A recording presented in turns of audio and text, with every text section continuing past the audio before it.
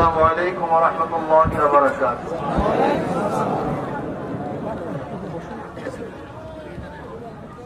نحمد ونصلي على رسوله الكريم أما بعد. أعوذ بالله من الشيطان الرجيم. بسم الله الرحمن الرحيم. وما أرسلناك إلا رحمة للعالمين. সবাই বলে সাল্লাল্লাহু আলাইহি ওয়াসাল্লাম।